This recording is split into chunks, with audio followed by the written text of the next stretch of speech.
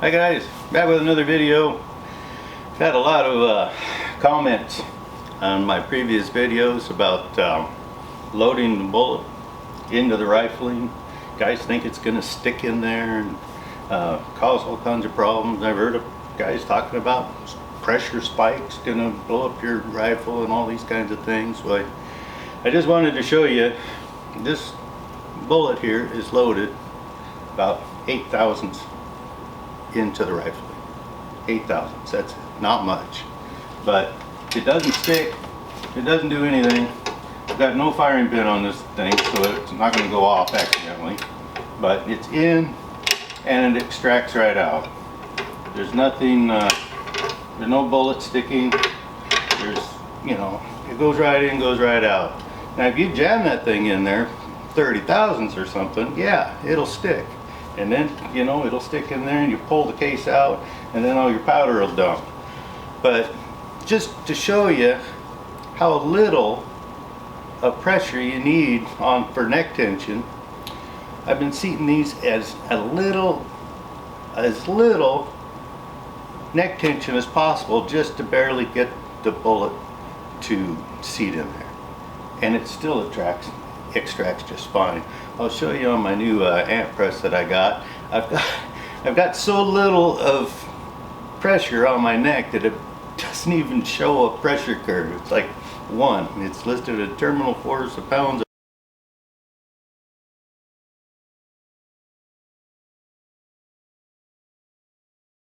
The 1, push that bullet in there. Some of them are 0, and it's barely enough. It's still holding. But after I put it in and then I measure it with my calipers, it's seated exactly the same. It's not pulling out, it's not having any problems at all. I mean, you don't know the numbers I'm running, but it's still exactly where it was before. It's not pushing in, it's not pulling out, it's not doing anything. It's staying put with very, very, very little neck tension. So if you load the way I'm talking about, just barely into the rifling, it's not going to stick.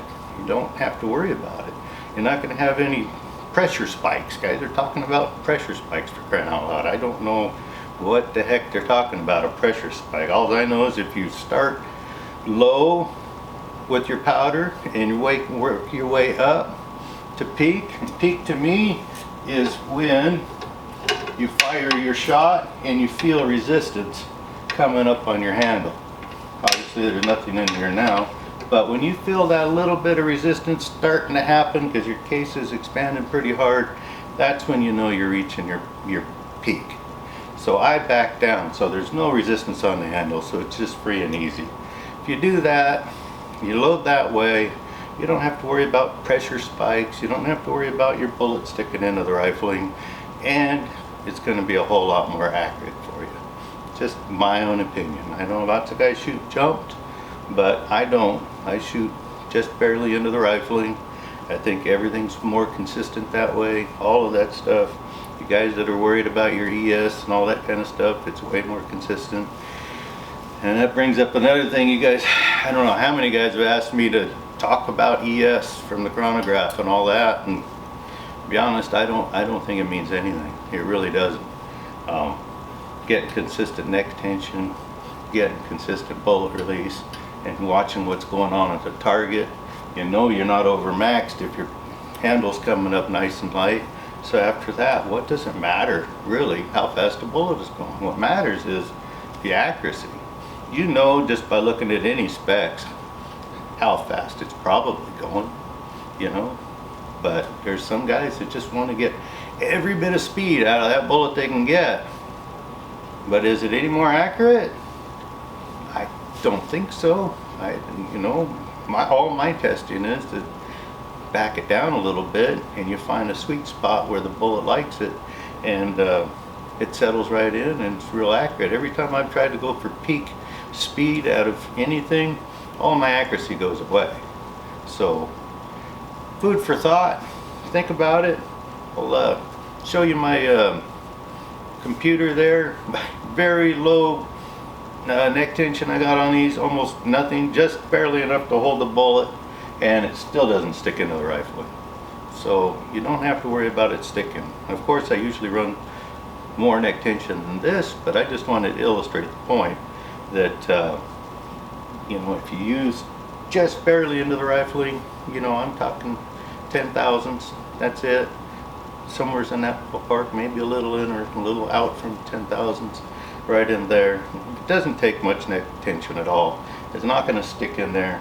Nothing's going to be a problem. Everything's good. But you can test for this kind of stuff yourself. Just take your firing pin out, and so this falls nice and easy. You don't have to worry about your rifle going off accidentally or any of that kind of stuff. And load some rounds up and test them in there. And you'll see they don't stick. And you can even work it in further and further and further until it does stick, and then you'll know where that is. But I would suggest doing that without any powder, where this is actually a loaded round ready to go. So I'm going to go shoot these just like this, just for fun, and see how they do.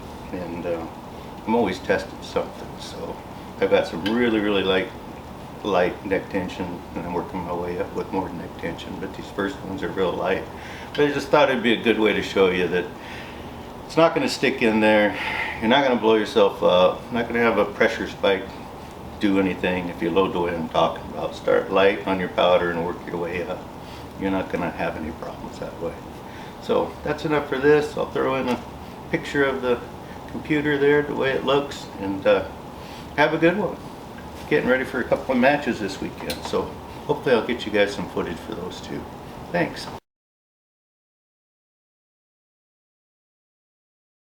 Hey guys, if you like the videos, please like and subscribe and share it to all your friends that might be interested in bench rest or just shooting in general.